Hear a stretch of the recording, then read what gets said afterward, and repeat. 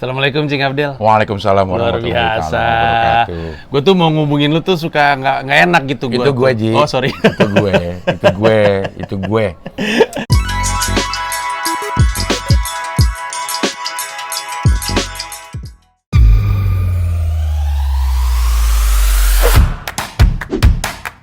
Sekali. Ibu Berak ngajak partisipasi aja.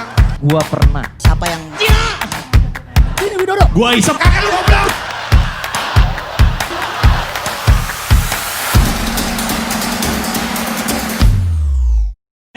Jadi gue sekarang sama Cing Abdel lagi di rumah yang juga studio. Iya.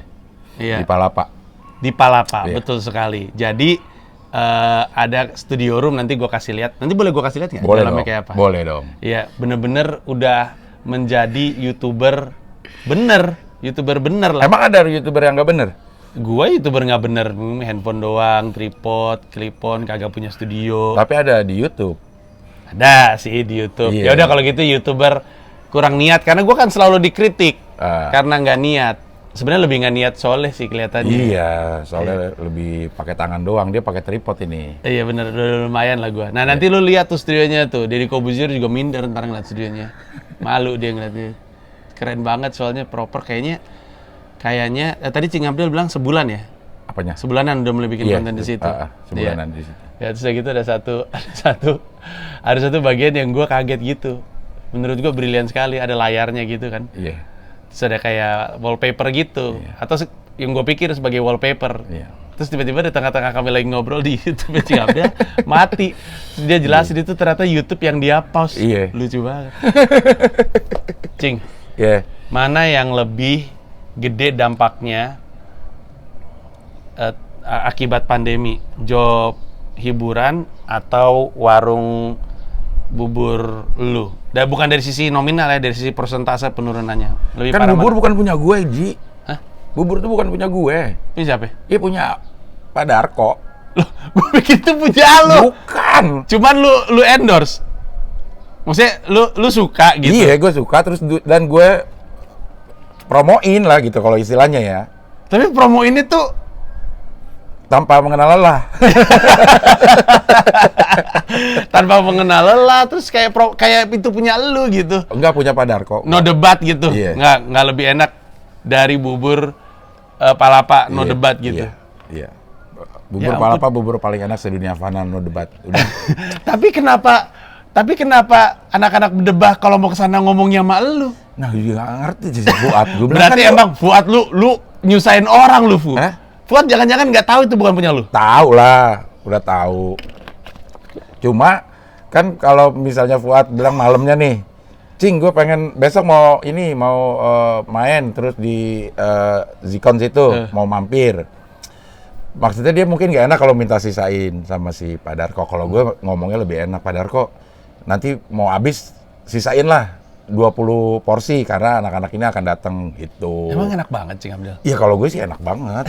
Kalau gue gitu. Dan belum ada yang mengalahkan seumur hidup gue rasa enaknya bubur Palapa itu. Gue baru tahu loh bahwa itu bukan punya lu. Bukan. Itu gue kalau berkaca sama apa yang lu lakukan, itu tampak kayak gue lagi ngepromoin dagangan gue tuh kayak gitu tuh. Ternyata itu bukan ya? Bukan. Tulus sekali berarti Anda. Iya. Jadi usaha lu apa? Nggak ada. Lu melawak Melawak dan aja. YouTube. Iya sekarang ini. Dan semua yang gue promoin di Instagram gratis. Ji. Wow. Ya. Semua- Paling dia bantu makan, ngasih makan. Iya ngasih makan dan gue akan. Iya ya kan lu suka keliling-keliling ya. Iya. Kuliner-kuliner gitu ya. Iya. Iya. Di Instagram ada yang endorse ini gue makan ini tuh semua gratis karena gue cari yang di bawah 1.000 followers. Kalau ada Siapanya? yang Apanya yang 1.000 followers? si Pedagangnya? pedagang yang punya 1.000 di bawah 1.000 followers. Kalau DM pengen ini ya lo kirim aja. Gitu. Lo pernah satu saat dia bilang berapa bayarannya gitu. Lo punya duit berapa? 100.000. Nggak udah lo kirim aja deh. 100.000-nya.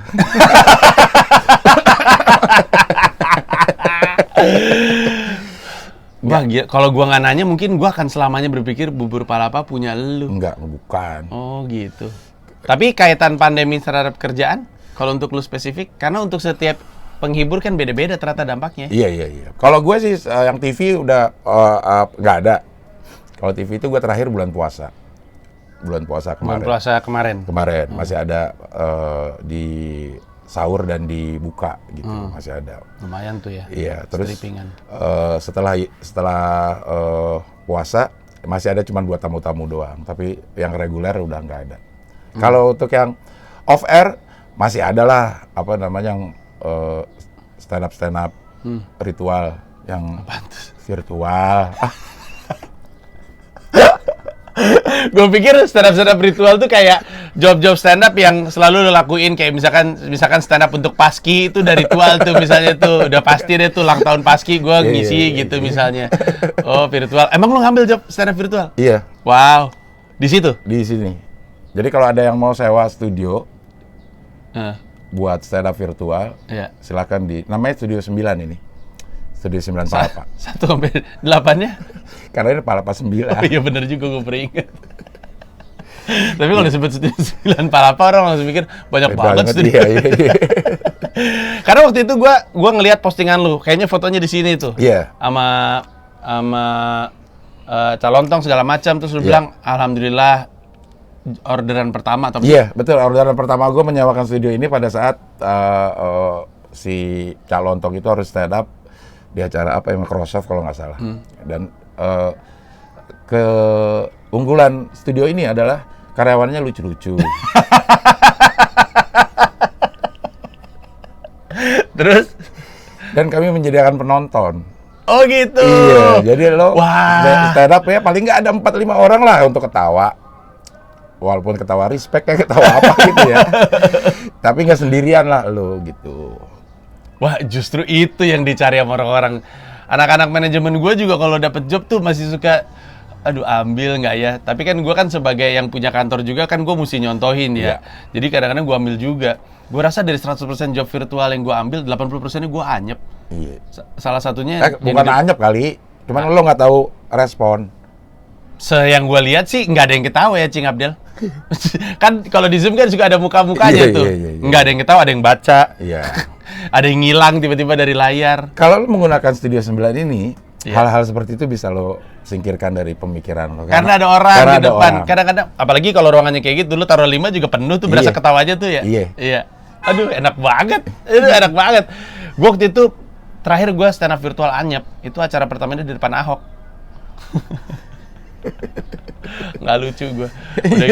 Kalaupun lucu kayaknya juga nggak bakal ketawa kali. Nah, tapi dia tepuk tangan terakhirnya, tepuk tangan respect. Iya. Tepuk tangan adalah sebuah respon yang sebenarnya nggak diharapin oleh stand up comedian. Nggak perlu tepuk tangan. Iya, tapi kalau tepuk tangannya kalau komikanya ngerasa kosong banget, kadang-kadang minta tepuk tangan. Yang penting ada suara. Iya, benar. Nah, lu kalau misalkan secara virtual kayak gitu, mengalami kendala yang gue alamin nggak? Listrik turun. Oh, gue yang pertamanya tuh 2 kali, Cing Abdel. Malu banget listrik gue ngejepret. Di sini kayaknya jarang banget deh. Salah satu keunggulan tuh. Iya, jarang listrik banget. akan ngejepret. Listrik ngejepret itu jarang banget. Koneksi internet juga very good. Kan ada tuh internet connection kalau streaming kan. Iya. Very good. Udah. Oh iya, bener. Kadang-kadang kalau lagi ngaco, your internet connection is weak gitu kan? Iya, ada tulisannya. Iya, kalau ini selalu very good. Mumpung lagi ngomongin itu, berarti kalau misalnya mau pakai studio, kemana ngomongnya? Nanti di deskripsi ya. Oh iya, boleh. Di Ya, deskripsi kasih tau gue ya. Kalau emang nge-DM lu, nggak pernah lu tangkapin? Yang nge-DM ada Instagramnya sendiri, si studio ini. Oh, ada? Ada Instagramnya Apa sendiri. namanya? Studio9.palapa. Gila, respect banget. Studio9.palapa. Iya. Berapa followersnya sekarang? 20 apa? 20, ya lumayan. Setidaknya harusnya Dan itu karyawan semua. Yang lucu-lucu itu loh. Plus penonton-penontonnya ya? Iya. Dan udah bisa live streaming. Sadis? Iya. Untuk mini band udah bisa. Dan sebenarnya keuntungannya adalah bisa nongkrong sama yang punya di sini, ya kan? Iya. Ngopi, kalau lu ngerokok. Iya. Dan gue ininya switchernya. Emang iya? Iya, gue yang switcherin kalau ada yang. Lu sendiri? Iya. Respect. Oh, gila juga ya? Iya. Ya ini rumah lu sih. Sebenarnya rumah lu tuh nggak jauh dari sini? Nggak jauh. Ini Palapa 9, gue di Palapa Timur. Satu komplek inilah. Masih dalam satu komplek. Tapi hitungannya bukan yang Palapa 1, 2 dan segala macam ya. Berarti kayak beda sisi gitu. Ini si Palapa Timur itu adalah rumah yang dibangun terakhir di kompleks Palapa ini. Jadi begitu, makanya bukan angka. Itu lebih ke mata angin.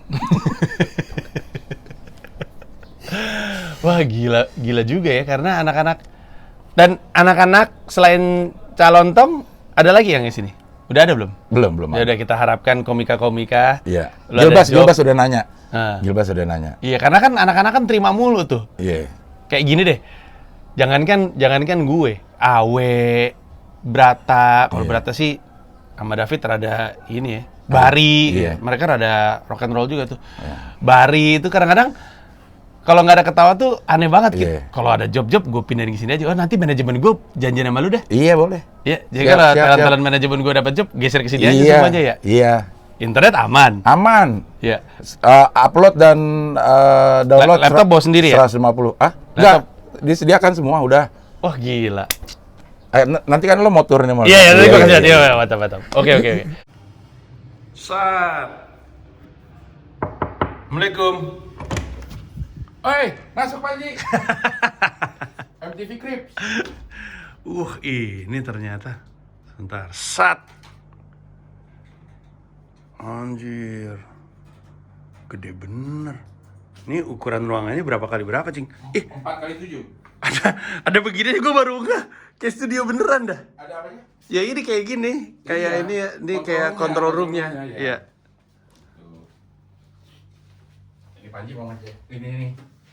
Speednya. Iya benar. Jadi ini lu bilang lu suka mixing sendiri? Iya. Ini khusus buat streaming. Si ininya. Oh, tapi enak juga ya kalau misalkan kita bikin show-nya di sini. Ini masih agak lega nih buat pada duduk-duduk. Itu si 5 orang yang bakal ketawa itu ya? Iya. Nah nih, kalau lo mau stream kan perlu uploadnya. Ya sekitaran segini lah, paling rendah nih. Mantap nih. Apa sih lu? Gua sebenarnya nggak ngerti sih. My Republic. Oh, bagus ya? Itu bagus. Oke. Kecuali pas lagi jelek. Klasik. Iya. Terus ini biasanya lu pakai untuk apaan mikrofon? Kalau ini ya kalau kayak Zoom conference gitu ya? Kalau take vokal. Kalau Zoom gue pakai kamera, bukan kamera yang ini, pakai kamera beneran. Biasanya kan kalau Zoom tuh butuh real set, nah gue real setnya di sini. Karena katanya sekarang udah nggak musim pakai full screen. Iya betul. Kaku jadinya. Iya betul. Jadinya pakai real set, nanti bisa di set. Kalau buat musik ke arah sana pindah kamera. Gitu. Mantap. Ini adalah set Wawan Canda. Wawan Canda. Iya. Respect sekali. Yoi. AC 2 PK. Jahat kelamin. Ini apa nih? Oh, itu ada ulang tahun gue dikasih gituan tuh sama. Ini bukunya lo Mongol, gue masih inget ini. Iya. Terima kasih Cing Abdel udah boleh diizinkan untuk studio tour. Iya. Untuk orderan nanti gue taruh di deskripsi. Siap. Thank you Cing. Ya.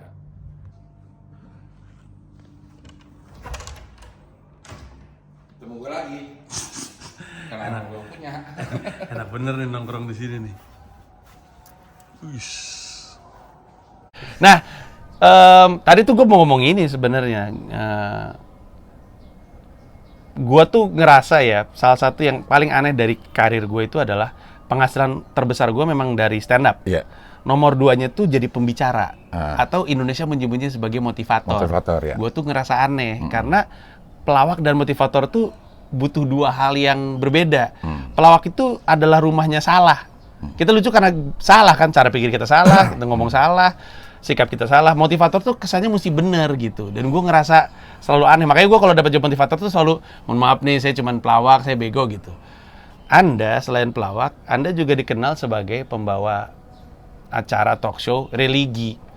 Iya, yang udah enggak sekarang. Iya, tapi kan nempelnya cukup lama dan ya. lu selisih, bukan, saya berjalan bersamaan sebagai pelawak yang rumahnya salah dan sebagai bagian dari talk show religi yang rumahnya kebenaran gitu. Itu nabrak nggak sih? Enggak dong, Ji. Karena sebagai pelawak lu juga harus tahu benernya dulu untuk bikin lucu. Salahnya itu cuman lo karang, bukan.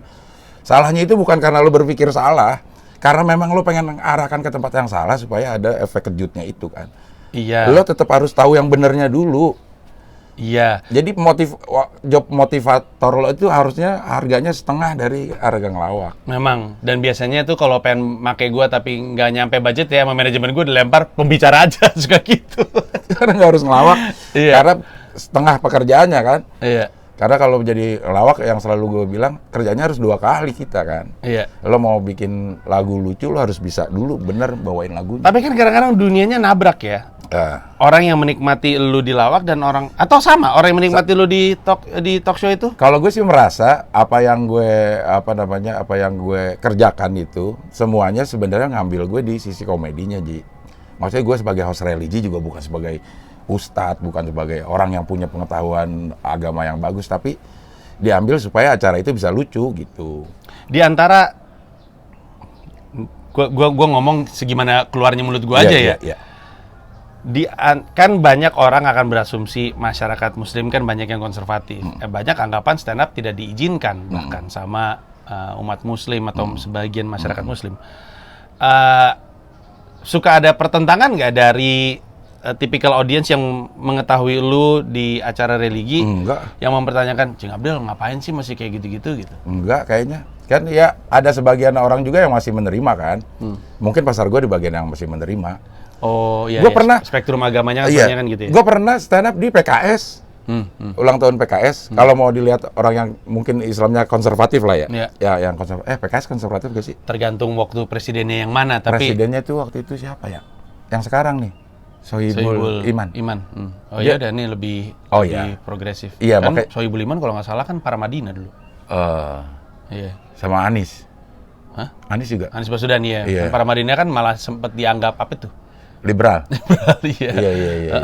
Kalau waktu zamannya Anies Mata kan beda lagi. Tapi lu stand up di situ? Stand up di situ, maksudnya ada orang-orang yang memang ngerti tentang Islam, gue stand up di situ gitu. Tapi emang pasarnya beda mungkin. Ya mungkin orang yang menganggap itu nggak nonton gue ya gitu. Mungkin orang yang menganggap gitu nggak nonton apa-apa sih sebenarnya. Nonton dong. Nonton tausiah dia tonton. Oh iya. Gitu. Iya itu doang Iya, gitu. iya. Maksudnya nggak suka ngelawak, nggak nonton. Ya karena kebutuhan rohaninya beda. Ya. Lu sendiri dalam gimana cara ngomongnya ya?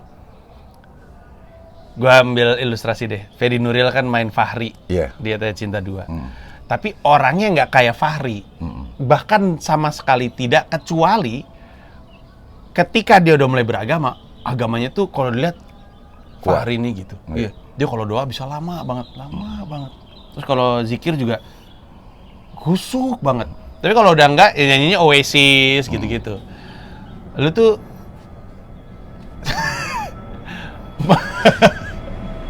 sorry ya guys, ada suara pesawat nih. Soalnya dekat Halim. 9 bulan. Keluar layar. Iya. Itu barusan adalah bercandaan yang hanya bisa lo pahami kalau lo nonton yang ada di sini duluan. Kayaknya rilis punya lo duluan. Iya. Ya, tapi di dalam agama lo tuh sedalam apa gitu? Kalau gue itu tumbuh di lingkungan yang memang agamanya kuat. Dari dulu? Dari awal. Dari orang tua? Dari orang tua. Orang tua gue campuran. Nyokap gue Padang, bokap gue Padang, campur jadi gue.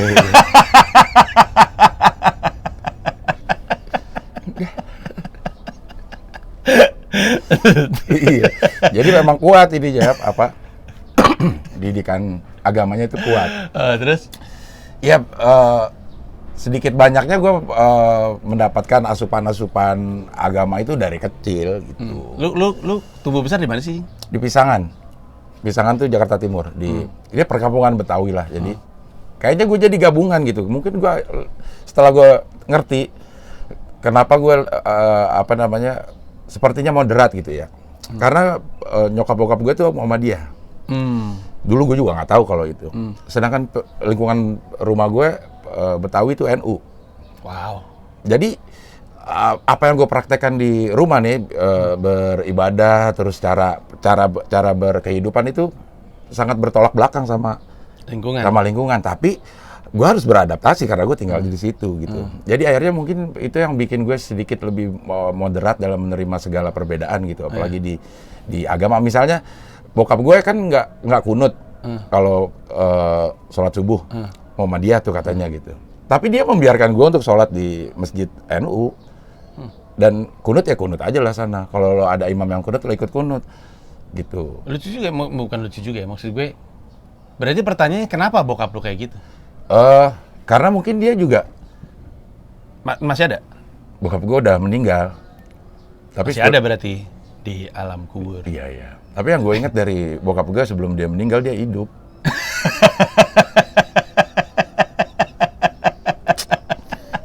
Gue nunduk aja dah. Ya terus kenapa bokap yang Muhammadiyah dan untuk yang tidak paham, Muhammadiyah itu dipersepsikan lebih konservatif, memang lebih sesuai dengan tradisinya. Kalau NU tuh lebih terbuka lah, lebih disebut progresif istilahnya. Walaupun itu mungkin istilah doang ya. Iya. Tapi kenapa kayak gitu? Mungkin bokap gue juga beradaptasi dengan lingkungan yang dia tempatin, karena dia tinggal di Pesangan itu dari tahun 60. Dari tahun 60 dan pernah kuliah di Jogja. Mungkin itu yang buat, kan di Jogja Muhammadiyah lumayan kuat gitu. Terus waktu dia kos kuliah di Jogja, dia kos, ibu kosnya sama orang Nasrani. Jadi kayaknya memang toleransinya dalam beragama itu udah terbentuk dari pengalaman hidupnya gitu. Jadi dia begitu pindah ke lingkungan Betawi yang NU, dia sepertinya biasa saja, nggak ada sesuatu yang itu. Bahkan diangkat sama dedengkot si kampung ini untuk bikin madrasah di situ. Oh ya? Iya, jadi bikin madrasah dan mendatangkan Hamka. Datang ke perkampungan Betawi yang NU, Hamka datang ke situ gitu. Dulu mah gue nggak ngerti itu. Cuman setelah sekarang ini, oh berarti bokap gue gokil juga ya. Iya. Gitu. Bisa masuk ke lingkungan itu dengan pemahamannya dia tanpa menyinggung orang-orang yang di situ gitu. Berarti kesimpulannya adalah orang tuh kalau misalkan hijrah ya artinya berpindah ke tempat-tempat lain, dia akan cenderung lebih terbuka mungkin dan lebih adaptif dan betul. menerima perbedaan. Benar. Apakah prinsip itu yang juga terjadi sama lu secara komedik? Iya. Berapa tahun lu udah semua? Kalau dihitung dari gue siaran, dari tahun 89 berarti gue berkomedi. Karena gue siaran di Radio SK itu tahun 89, lulus SMA. Dan dari 89, itu dekade 80-an, 90-an, 2000-an, 2010-an, sekarang 2020. Masuk ke dekade berikutnya. Itu kan pasti kan komedi juga warnanya berubah, terus keyakinan komedinya juga berubah, dan lu masih sampai sekarang kan berarti kan beradaptasi. Iya, beradaptasi. Karena gue juga penonton lawak juga gitu di TVRI gitu. Pada saat lawak cuman jadi selingan acara musik sampai malah itu yang ditunggu ya. Iya. Sampai akhirnya ada acara lawak yang diselingi musik. Gitu gue bisa melihat perjalanan komedi yang begitu menyegarkan di Indonesia kalau menurut gue ya. Kalau lihat dari TV kan dulu ya 5 menit ya acara album minggu ini, Selecta Pop keluar itu 5 menit yang ditunggu. Bodor kadang-kadang nongol cuma bentar doang. Iya gitu. Sampai satu saat ada bakso, ada acara-acara sekarang banyak malah acara-acara komedi yang diselingi oleh musik. Pada dasarnya gue seneng bercanda, seneng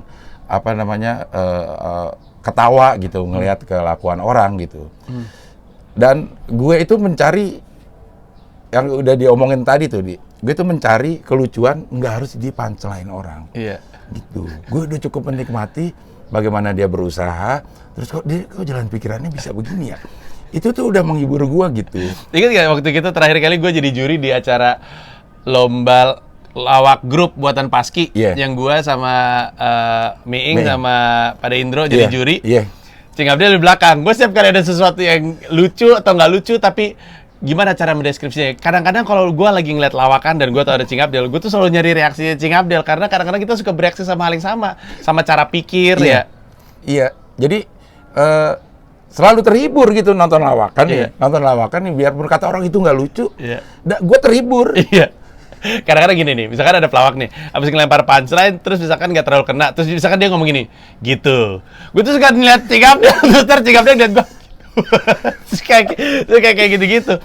Itu kecenderungan yang numbuh karena lu mulai menjuri, jadi lu lebih dalam mengamati perilaku orang, terus cara pikir orang, atau dari zaman lu cuman sebagai pelawak, penonton lawak aja lu udah Penonton bilang, lawak udah seperti kenapa, itu gitu. kenapa gitu ya mikirnya ya gitu Iya, ya? gue udah menikmati. Jadi secara sesuatu yang orang lawak itu gue pasti gue nikmatin gitu. Jadi nggak ada, wah berarti nggak lucu banget sih ini orang gitu, nggak. Gue selalu nikmati dan itu akhirnya ketemu sama orang-orang yang sepemahaman begitu gue masuk ke dunia radio gitu. Salah satunya sama Temon. Temon itu adalah orang yang menurut gue tuh seluruh hidupnya lucu. Nggak pernah ada nggak lucu, Panji. Di segala lini kehidupannya itu dia tuh lucu. Dan gue kalau dia melakukan sesuatu yang biasa aja nih, terus gue suka menebak, maksud lo ini kan ya Mon? Iya gitu. Dan gue tuh seneng gitu kalau bisa menebak arah pikirannya dia gitu. Jadi lucu mulu. Berarti dalam tanda kutip ya, berpindahnya lu secara komedi ke apa? Radio nih. Radio formatnya. Formatnya radio. Terus? Baru masuk ke TV tahun 2007. Jadi agak lama itu, Ji. Gue sekitar berapa belas tahun ya? 18 tahun ya. Tapi kan ada panggung dong. Iya. Lawak panggung. Lawak panggung. Berarti radio membawa lu kesempatan untuk lawak panggung. Iya. Nah, lawak panggungnya waktu itu bentuknya Sama si Temon, sama Mudi. Itu bertiga. Ngelawak diselingi musik-musik humor, plesetan. Udah mulai dari tahun 94 95 sebenarnya gue udah gue masuk ke band parodi. Iya. Namanya Toilet Orchestra. Toilet Orchestra. Iya, parodi dari Twilight Orchestra gitu. Jadi kalau manggung pakai jazz kayak gitu. Cuman lagu-lagunya plesetan-plesetan. Di situ sama Temon. Sama Temon di situ. Jadi waktu itu secara nggak sadar akhirnya gue tuh mengikuti tren-tren yang ada gitu. Sorry, ini tahun berapa Cing? Tadi 90-an? 94 lah. Berarti umur lu? Sekarang gue gocap. 94 24. Ya. 94 tuh 24 Oke. gitu. Dari situ itu udah berubah lagi tuh komedinya ya. Udah masuk ke komedi musik walaupun waktu di SK juga suka main-main kayak gitu. Sampai satu saat gue manajerin Bagito. Gua nggak tahu nih. Nah, gue kasih tahu loh. Lu pernah manajerin Bagito? Manajerin Bagito selama 2 tahun lah. Kesempatannya datang dari? Karena begitu gue siaran di radio, Mas Dedi itu, Mami Ing itu station manajernya. SK ya. Ya, jadi gue udah bergaul dengan itu gitu. Jadi begitu gue selesai kuliah, dia tawarkan untuk mau jadi manajer, gak mau gue pada saat itu karena gue memang belum pede untuk tampil di depan. Gitu. Siaran kan nggak kelihatan gitu. Nah, di situ terbentuk lagi tuh gue pengetahuan komedi gue yang sama sekali gue dulu nggak tahu. Ternyata kalau mau nge-grup seperti ini, ternyata manajemen sebuah produk komedi itu harus seperti ini. Karena sangat profesional dia. Memanage Bagito sebagai produk itu sangat profesional. Mas Dedi itu adalah produk dan sekaligus manajemen. Dia adalah kan produknya Bagito. Terus manajemennya juga otaknya itu Mas Dedi. Dia memanage Bagito ini sebagai sebuah produk itu lengkap. Upgrade-annya tuh selalu lengkap sehingga produknya selalu up to date. Misalnya dia setiap Rabu nih latihan Benji. Dan gue yang memanage tuh sambil ikut-ikut main. Atau setiap mau manggung off air di mana? Misalnya di bank gitu, nanti dia akan undang tuh orang yang ngerti bank untuk ngomong aja tentang bank apaan. Oh iya? Supaya dia bisa terupdate. Kursus bahasa Inggris dia native speaker didatengin. Bukan untuk jago kalau menurut gue. Bukan untuk jago, tapi untuk cari bahan. Iya, untuk cari celah. Untuk cari celah. Mau dekat-dekat itu tahun 95 ya, 96-an gitu. Dekat-dekat mau ke pemilu atau ada sesuatu yang lagi panas di politik, dia panggil tuh. Nongkrong aja? Dipanggil ke kantor. Oh, dipanggil ke kantor? Dipanggil ke kantor buat kasih mentoring. Politik itu seperti ini, ekonomi itu seperti ini. Semua digituin? Semua. Tiga-tiganya harus ikut gitu. Dan gue melihat seserius itu untuk bikin sesuatu produknya supaya tetap bagus. Makanya dia selalu menyebut Bagito itu adalah pengusaha tawa, karena memang apa yang dilakukannya itu adalah sebuah treatment pengusaha gitu. Bagus banget itu istilah pengusaha tawa ya. Pengusaha tawa gitu. Iya. Produknya adalah tawa gitu. Iya, iya. Dan dia adalah pengusahanya gitu. Ya. Tapi dia kayak gitu mungkin karena dia dulu sempat manajerin warkop juga. Ya? Benar. Mungkin terbawa atmosfer bagaimana cara apa namanya. Dan sedikit banyak Mas Dedi itu kayaknya punya dendam dalam arti kata ini ya, positif gitu ya. Pada saat dulu dia tidak punya kesempatan untuk mengenyam teori-teori yang banyak lewat sekolahan gitu. Nah itu dibalas habis pada saat dia punya kesempatan. Jadi apa aja dia masukin sebagai pengetahuan sehingga ketahuan juga hasilnya. Gitu sekarang dia jadi anggota DPR gitu, jadi anggota DPR. Mungkin karena dia lihat di DPR banyak pelawak, dia jadi pengen masuk ke situ juga.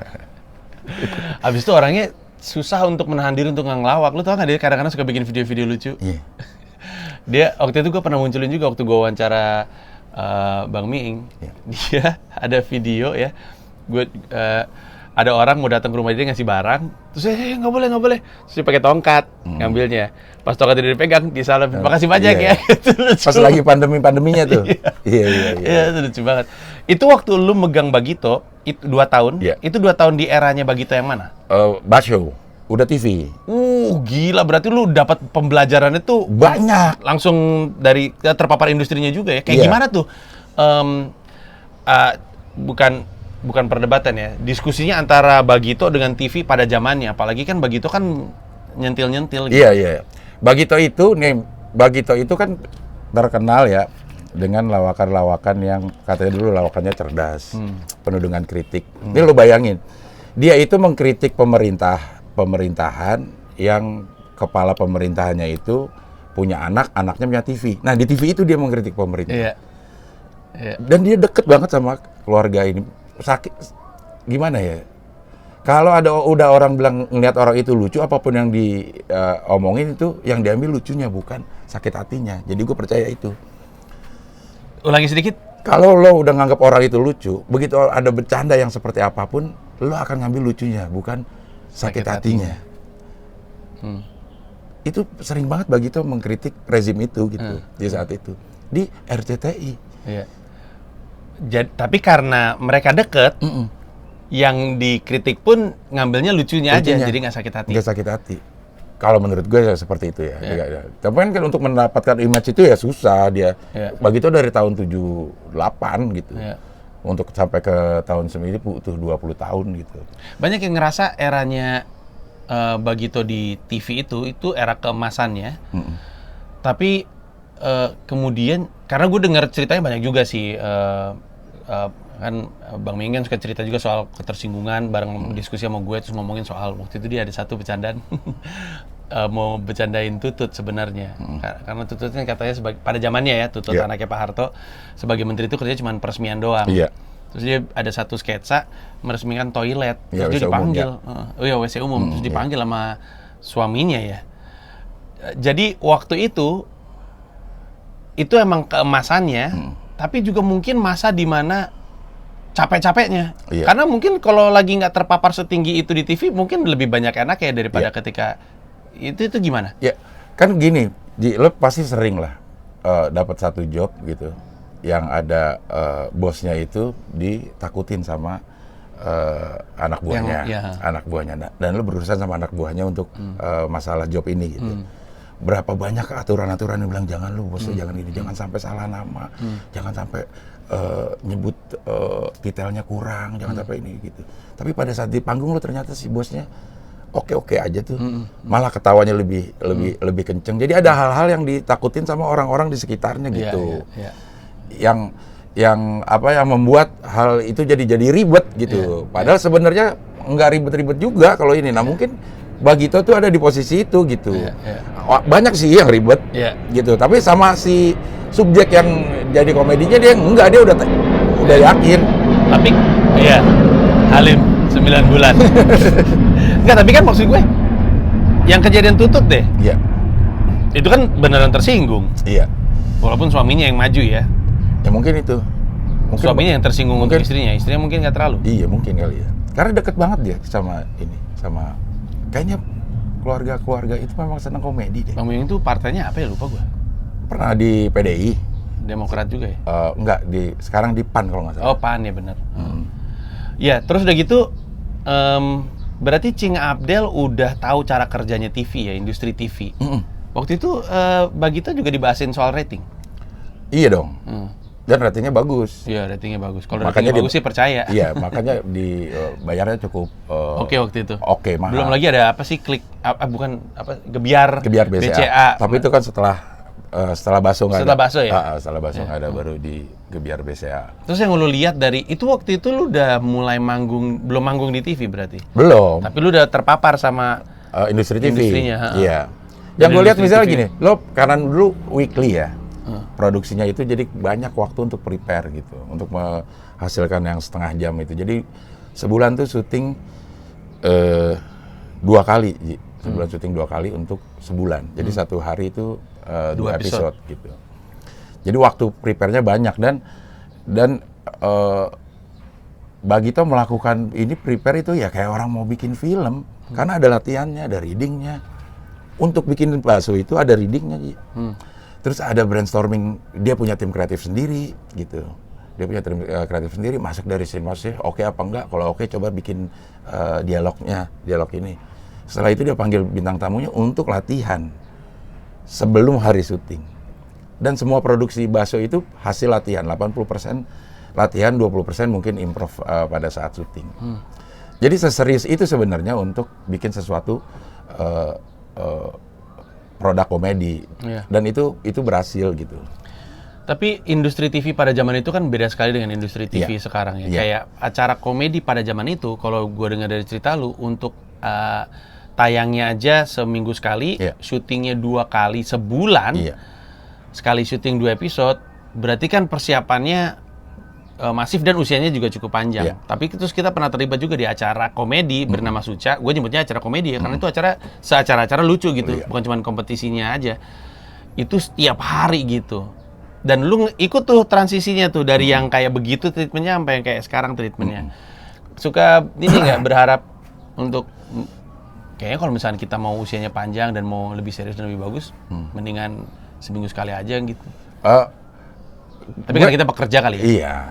Kita pekerja, mungkin kalau kita punya produk sendiri mungkin sama-sama lo memproduksi sebuah event gitu, lo tahu seberapa banyak yang sebenarnya yang harus lo bikin untuk menghasilkan sesuatu yang bagus. Tapi kalau secara pribadi kenapa gue bisa begitu, mungkin itu akhirnya kembali ke waktu zaman gue siaran. Zaman siaran kan harus lucu setiap hari karena siarannya tuh setiap hari. Dan gue siaran di radio humor gitu, jadi harus lucu. Gue harus bikin 2 jokes dalam di siaran untuk 1 jam gitu. Jadi memang dulu terlatih untuk nulis dulu di SK itu ada redaktur musik, ada redaktur humor. Redaktur musik kita harus serahin nih radio script namanya gitu, RS. Ini lagu-lagu yang bakal gue putar nanti pada siaran tanggal segini. Nah ini jokesnya. Jadi kita bikin 2. Jokesnya itu kagak lucu digituin sama si redaktur humornya. Siapa redaktur humornya? Mas Gati dulu, Mas Gati redaktur humor. Waktu gue di situ ada redaktur kata, sampai kata-kata yang lo nggak boleh nyebut kaula muda. Karena itu radio lain. Karena itu radio lain. Lo nggak boleh di lagu Skid Row lo nggak boleh muter lagu 18 and Live. Kita muternya I Remember You. Betapa perbedaannya tuh pada zaman itu radio ya jelas beda. Dari lagu yang diputar juga udah ketahuan. Dari kosakatanya, ngomong tembang nggak boleh, karena itu udah Prambors. Betul. Gitu.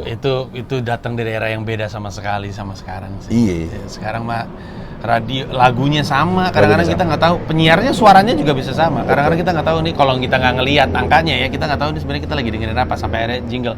Tapi emang sekarang ada radio humor sekuat SK? Nggak ada kan, nggak ada radio humor. Makanya akhirnya bergeser kalau menurut gue, Ji. Semua sekarang radio udah berhumor gitu. Makanya itu udah berhumor. Udah membuat acara-acara di TV juga seperti itu sepertinya. Acaranya semua udah berhumor. Apa sih acara yang nggak pakai humor? Berita paling.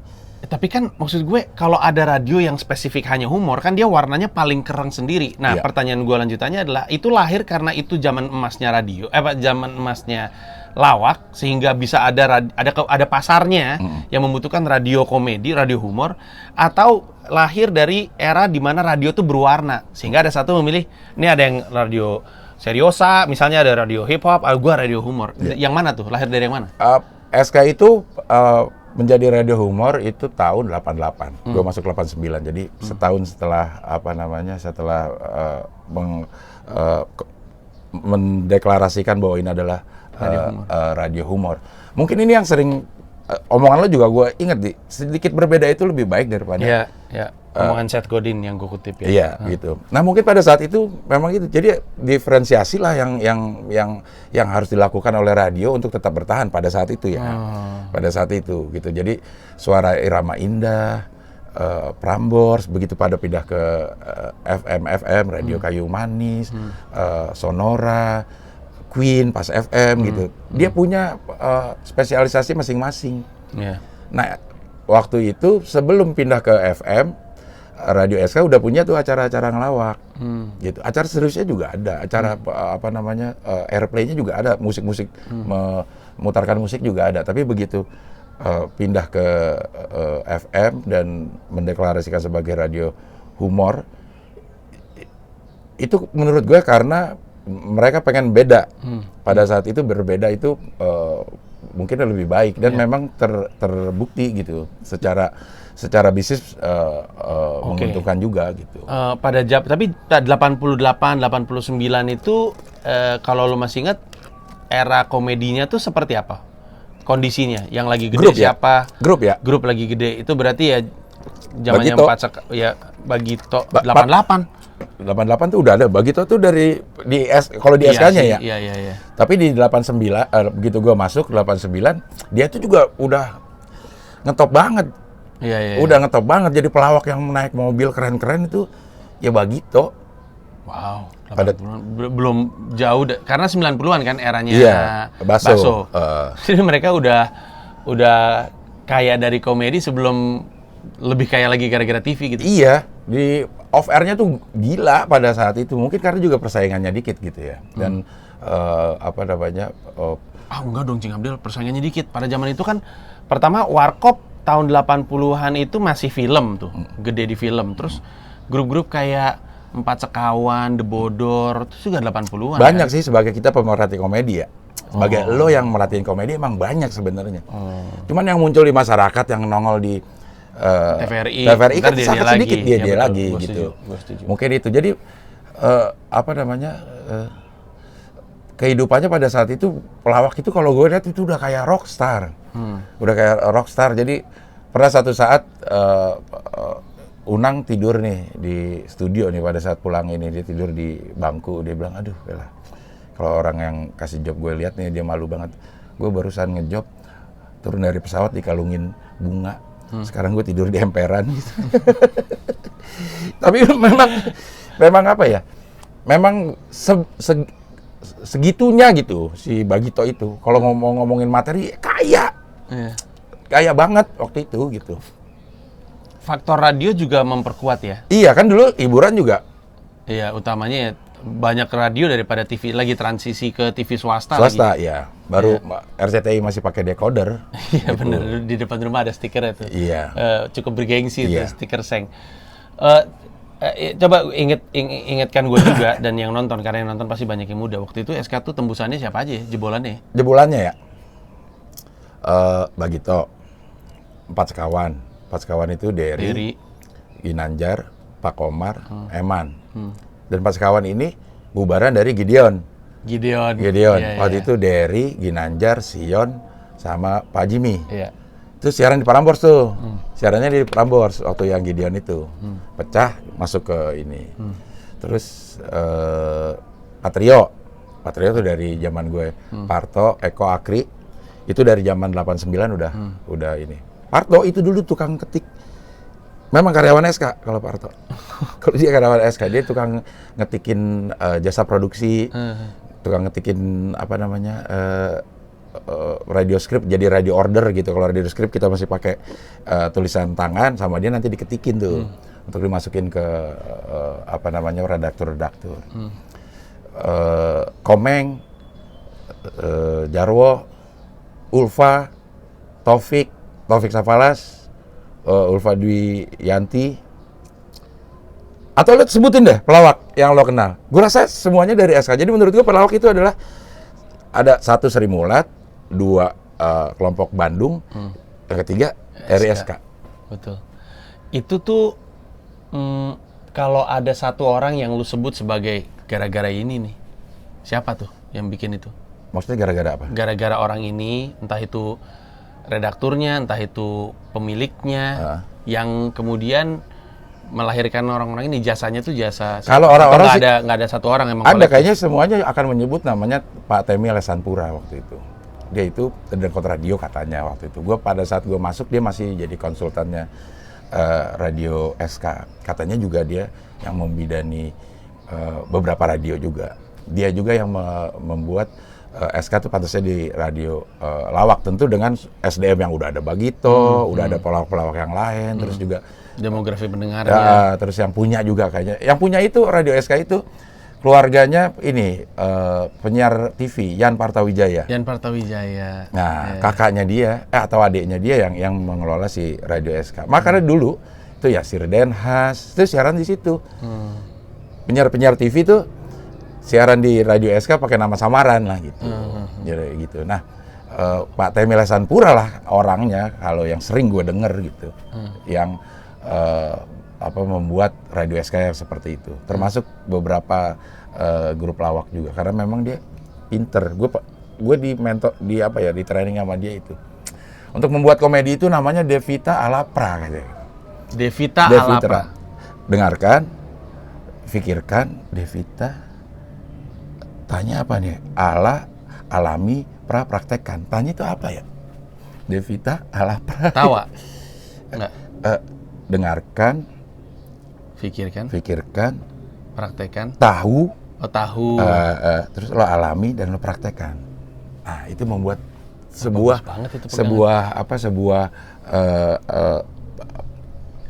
cara untuk membuat komedi, karena kita dipaksa untuk bikin jokes. Lo kalau bikin jokes sesuatu yang lo nggak tahu, yang nggak pernah lo alamin, yang nggak pernah lo praktekin, itu akan susah. Ya, dengarkan tuh maksudnya lo pernah dengar ini diceritain orang atau sebuah kejadian yang lo pernah dengar. Terus pikirkan, lo proses.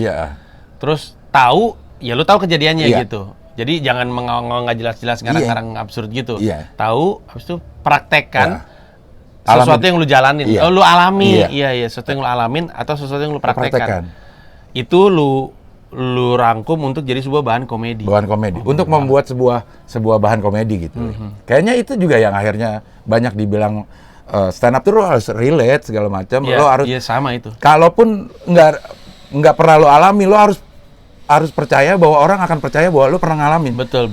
Jadi bagaimana seni kita meyakinkan orang apa yang kita omongin adalah sesuatu yang kita kuasai. Devita Alapra. Iya. Dengarkan, pikirkan, tahu, alami, praktekkan. Devita Alapra. Bagus banget. Gue rasa setiap orang yang di radio SK paling nggak barengan gue itu akan tahu jargon itu dari Pak Temi, karena dia senang tuh yang bikin apa? Gitu ya? Misalnya acara pagi, kalau Prambors dulu kan Formula 1, Formula ini gitu ya nama-nama. Ini kalau dia acara pagi, abang antar. Ayo bangun, jangan terlambat. Itu dari dia ya? Iya. Serdadu, senyum berita dalam dunia. Ya, kayak gitu-gitu. Nah, peran waktu ini ada acara abang antar ya. Terus penyiarnya nggak masuk. Digantiin sama penyiar cewek. Sama dia diganti, Empo antar. Bukan. Mau cewek kan tetap abang antar gitu. Saking nggak ngerti ini. Kecuali kalau dia bisa menemukan kepanjangannya sendiri karang-karang. Iya. Tapi dari cerita lu ya, Cing, dan mungkin lu alamin juga. Seperti band di lawak tuh di Indonesia tuh penuh dengan perpecahan nih gue lihat ya. Karena memang kayaknya hampir semua grup yang menyatukan seniman akan mengalami itu karena kan ego kita tinggi-tinggi. Setiap individu tuh ya selalu mengandalkan egonya sendiri-sendiri, subjektivitasnya dia masing-masing. Misalnya dalam sebuah grup, walaupun mungkin sama loh cara ngelawak lo, cuman sense komedinya kan beda-beda juga gitu. Buat gue nih yang seperti ini lucu, buat temen grup gue enggak. Nah itu kan sering terjadi perpecahan. Mungkin berawal dari situ. Dan yang susah tuh seni tuh rasa sih ya. Jadi tuh rasanya lu sama rasanya gue tuh beda. Iya. Makanya gue bilang Bubur Palapa paling enak sedunia fana udah debat karena itu selera gue. Betul. Lu mau debatin apa orang itu selera gue? Gue nggak doyan seledri, terus dia bilang seledri itu bagus loh Del buat kesehatan, buat darah tinggi. Lah gue nggak doyan rasanya. Lo mau paksain kecuali gue makan itu sebagai obat gitu. Tapi sebagai sebuah makanan yang gue akan nikmati, gue akan menyingkirkan daun seledri gitu. Nggak bisa di debat. Nah itu sering banget kan, sering banget. Mungkin kalau mau ciptain, makanya kalau menurut gue kalau lagu itu ada pencipta sama apa namanya aransemen.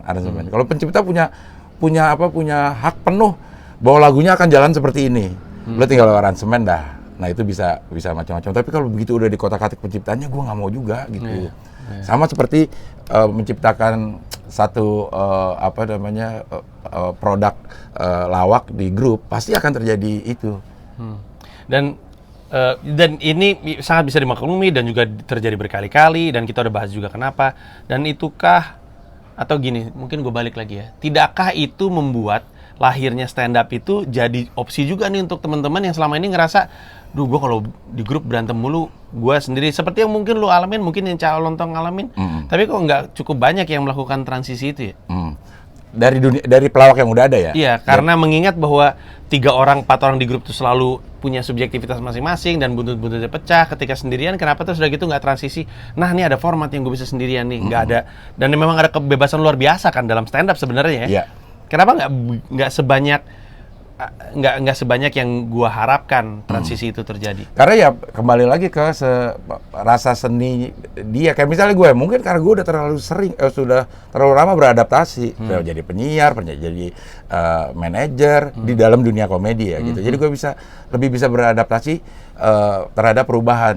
Sedangkan orang yang sebagai pelaku lawaknya itu dia udah punya ego yang gede, Panji. Punya ego sendiri yang gede bahwa sebenarnya kalau ngelawak ya harusnya seperti ini. Gitu. Tapi gue ngerasa sekarang tuh kayaknya atau setidaknya bentar lagi dan Comika pengen sekali berkontribusi ya. Kayaknya mau balik ke grup lawak deh. Kalau dilihat dari kecenderungannya, karena anak-anak stand up pun sekarang ngegrup. Sohibul Diksi itu kan grup lawak. Bertigaan itu grup lawak. Terus Coki Muslim menurut gue grup lawak.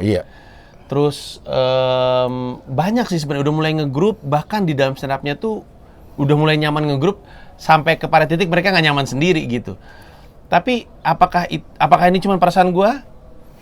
Dan kemarin terlibat gue jadi juri acara lomba lawak grupnya Paski, itu juga gue merasakan kerinduan ini tuh layak gitu untuk kemudian kita bilang, yuk kita balikin lagi yuk. Iya. Cuman kan masalahnya gini, ini kalau menurut gue sangat kompleks gitu. Pada saat kita ini sebagai seorang performer butuh media untuk bisa melakukan pertunjukan gitu. Salah satunya televisi.